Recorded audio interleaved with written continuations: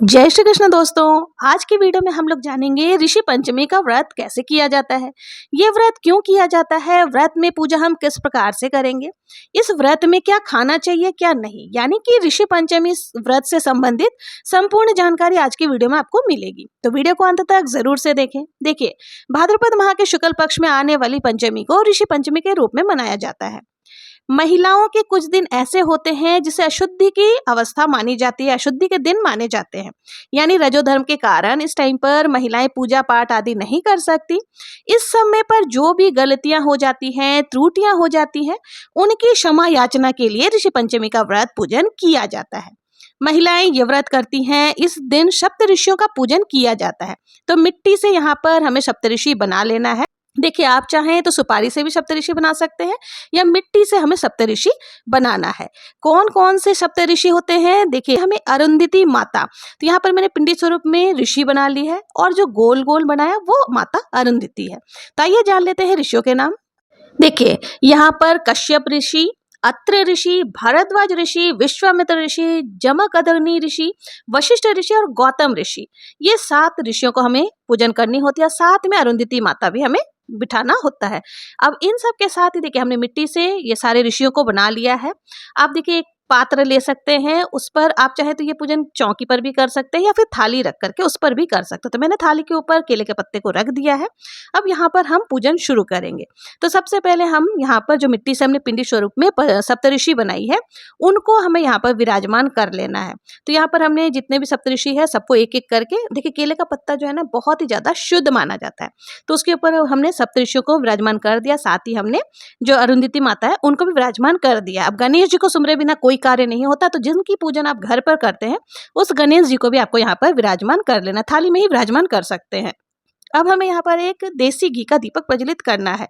ध्यान रखें, ऋषि पंचमी के दिन गाय के दूध से बने हुए घी का आपको सेवन नहीं करना है, यानी कि गाय के दूध से बने हुए कोई भी सामग्री आपको यूज में नहीं लेनी है, प्रयोग नहीं करना है। हो सके तो भैंस का घी ही आप प्रयोग में लें।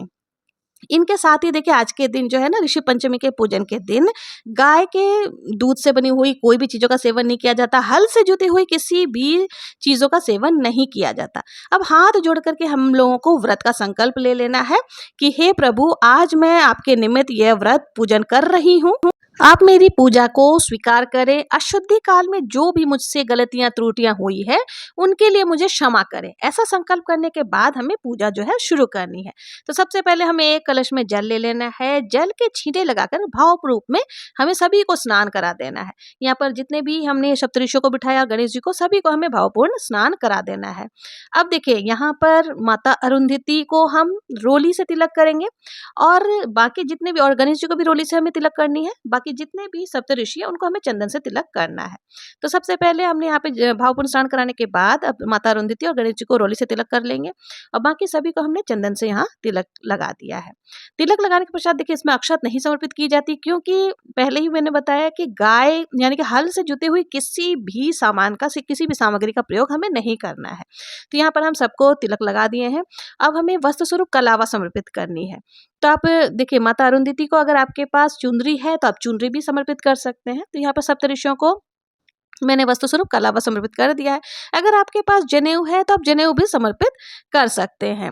और देखिए, अगर आप चाहें तो रुमाल आदि भी, नया रुमाल अगर आपके पास है तो वो भी वस्त्र के रूप में आप समर्पित कर सकते हैं, या फिर आप चाहें तो 7 जनेऊ लेकर के 7 जनेऊ भी यहाँ पर समर्पित कर सकते हैं। तो जो भी चीजें आपके पास अगर नहीं है, ये सारी चीजें, तो कोई दिक्कत नहीं है, आप मौली धागा को ही वस्त्र स्वरूप सभी को हमें समर्पित कर देना है। और माता अरुंधति को हमने यहाँ पर, मेरे पास चुनरी थी तो मैंने चुनरी वस्त्र स्वरूप में समर्पित कर दी है।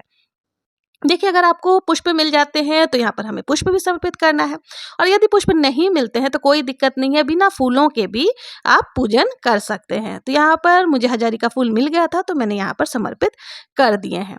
पर एक बात का आपको ध्यान रखना है कि कोई भी, अब हमें देखिए भोग प्रसाद समर्पित करना है तो भोग प्रसाद में भी हमें वही चीजें समर्पित करनी है जो कि हल से जुती हुई ना हो।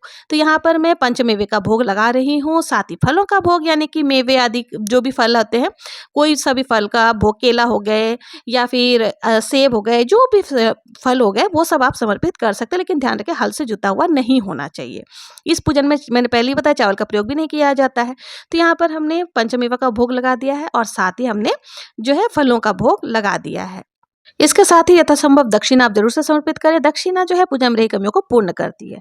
अब हमें कथा का श्रवण करना है, तो कथा सुनने के लिए एक कलश में जल और हाथ में थोड़े से पुष्प लेकर हमें कथा सुननी है। कथा का वीडियो आपको मेरे चैनल पर मिल जाएगा। मैं यहाँ कथा सुनाऊंगी तो वीडियो बहुत ही ज्यादा लंबा हो जाएगा, तो बहुत ही प्रेम पूर्वक कथा सुन लेना है। कथा सुनने के बाद शिव के चरणों में समर्पित कर देनी है। तो इस तरह से जो है हमारी कथा हो जाएगी, कथा पूर्ण हो जाएगी। कथा सुनने के बाद अब हमें आरती करनी है। तो देखिए बहुत ही प्रेम पूर्वक जो हमने दीपक प्रज्वलित किया है, आप उसी से आरती कर लेंगे। देखिए पहले हमें गणेश जी की आरती करनी है। अगर आपको सप्तऋषियों की आरती आती है तो आप सप्तऋषियों की आरती भी कर सकते हैं, लेकिन अगर आपको सप्तऋषियों की आरती नहीं भी आती है तो कोई दिक्कत नहीं है, आप सिर्फ गणेश जी की आरती भी कर सकते हैं। सप्तऋषियों का ध्यान करते हुए हम आरती कर लेंगे। आरती करने के बाद हाथ जोड़ करके पूजा में रही कमियों के लिए क्षमा याचना कर लेंगे और अपनी मनोकामनाओं को पूर्ण करने के लिए प्रार्थना कर लेंगे। इस तरह से जो हमारी पूजा है वो पूर्ण हो जाएगी। पूजा के बाद अपने सीधे हाथ में थोड़ा सा जल लेंगे और जो हमने चौकी लगाई है उस और जो थाली ली है उसमें हमें 2 बार इस तरह से वार कर देना है। इस तरह से हमारी जो सुबह के समय ही पूजन की जाती है, तो पूजा के बाद जो जल का कलश है वो हमें क्या करना है, सूर्य देवता को अर्घ्य दे देना है और जो भी भोग प्रसाद हमने चढ़ाया था वो प्रसाद के रूप में परिवार के सदस्यों में बांट सकते हैं। उसके बाद आप चाय पानी आदि पी सकते हैं, लेकिन ध्यान रखें आपको गाय के दूध से बनी हुई चाय नहीं पीनी है। भैंस के दूध का ही प्रयोग आप चाय पानी में कर सकते हैं। गाय का बिल्कुल भी दूध वगैरह यूज नहीं करना है और ना ही हल से जुते हुए सामग्री का आपको लेना है। सुबह इस तरह से पूजा कर लेते हैं। शाम के समय फिर हमें विसर्जन करना होता है, तो शाम के समय आप विसर्जन कर दीजिएगा। पूजा अगर आपने सुबह की है तो शाम को 4 बजे के बाद आप किसी भी टाइम पर विसर्जन कर सकते हैं। शाम के समय जब हम विसर्जन करेंगे ना, तो देखिए उस समय भोग प्रसाद जो हमने चढ़ाया था वो तो पहले ही हमने हटा लिया था। अब हमें शाम के समय विसर्जन करने के लिए क्या क्या चाहिए, जो चुनरी है वो हमें हटा लेना है। अगर आपने जनेऊ चढ़ाया तो उनको हटा ले, आप किसी भी मंदिर में माता जी को जाकर चढ़ा सकते हैं। अब हमें विसर्जन करना है। देखिए अगर आपके घर के आसपास में नदी तालाब आदि है तो आप वहां पर जाकर विसर्जन कर सकते हैं, और यदि तालाब नदी नहीं है तो कोई दिक्कत नहीं है, आप घर पर ही क्या करें, जो भी दीपक हमने प्रज्वलित किया था, बाती वगैरह वो सबको एक जगह इकट्ठा कर ले, दीपक को धोकर वापस से आप अपने पूजन में काम में ले सकते हैं। अब हमें एक बड़ा सा पात्र लेना है, उसमें गंगा जल आपको डाल लेना है थोड़ा सा मिश्रित करने के बाद, और उसमें थोड़ा सा अगर आपके पास पुष्प है तो आप पुष्प डाल लें। और अब हमें एक एक करके जो है ना विराजमान जितने भी ऋषि हैं उनको जो है विसर्जन करना है। तो सबसे पहले दक्षिणा जो हमने ली थी उसे हटा लेना। आप किसी पंडित जी को दक्षिणा जो है दान स्वरूप दे सकते हैं। गणेश जी को उठा करके हमें मंदिर में थोड़ी जल के छींटे लगा करके यथा विराजमान कर देना है, यथास्थान पर हमें यहाँ पर विसर्जन करना है। और जब भी आप विसर्जन करेंगे तभी भी आप मन ही मन बोलते रहे, मुझसे जो भी भूल चूक हुई हो पूजा में, ये त्रुटियां हुई हो उसके लिए क्षमा करें। इस प्रकार से जितने भी हैं सभी ऋषियों को हमें विसर्जन कर देना, साथ ही अरुंधति माता का भी विसर्जन कर देना है। और देखिए 10-15 मिनट के बाद ही जो ये मूर्तियां हैं ना ये पानी में घुल जाएंगी, क्योंकि मिट्टी से हमने मूर्तियां बनाई है। पानी में घुलने के बाद इनको क्या करना है, आपको किसी भी शुभ पौधे में आप डाल सकते हैं। इस तरह से बहुत ही आसानी से घर पर ही आपका विसर्जन हो जाएगा। अब शाम को आप घर पर जैसे रोजाना पूजन करते हैं वैसी पूजा कर लेनी है। शाम के समय कुछ लोग ये व्रत जो है चंद्रमा को अर्घ्य देने के बाद खाना खा लेते हैं, और कुछ लोग शाम को व्रत का पारण भी कर लेते हैं।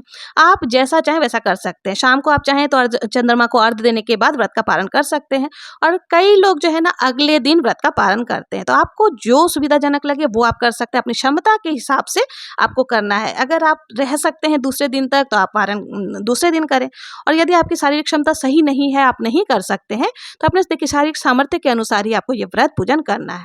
तो आप जिस प्रकार से चाहे वैसे व्रत कर सकते हैं, सामर्थ्य के हिसाब से आप संकल्प लेना है। देखिए संकल्प लेते समय आपको ये चीज बोल देना है कि आप अगले दिन पारण करेंगे या फिर शाम को चंद्रमा को अर्घ्य देने के बाद। लेकिन हाँ, इस बात का विशेष ध्यान रखें, जब आप पूजन करेंगे तो आपको हल से जुताई की गई, मतलब हल से बोई हुई कोई भी चीज यानी कोई भी सामग्री आपको पूजा में ना चढ़ानी है, ना तो आपको खाना है। तो इस व्रत में मेवे यानी कि ड्राई फ्रूट्स आदि का ही भोग लगता है और फलों का ही भोग लगता है, और उन्हीं को आप खा भी सकते। तो ये थी ऋषि पंचमी की बहुत ही सरल पूजा विधि आप लोगों को कैसी लगी? अगर वीडियो पसंद आई हो, जरा भी उपयोगी लगी हो, तो वीडियो को ज़्यादा से ज़्यादा लाइक करें और शेयर जरूर से करें, ताकि दूसरी महिलाएं जिनको ये पूजा करने की इच्छा है वो भी इनका इस वीडियो से लाभ उठा सके।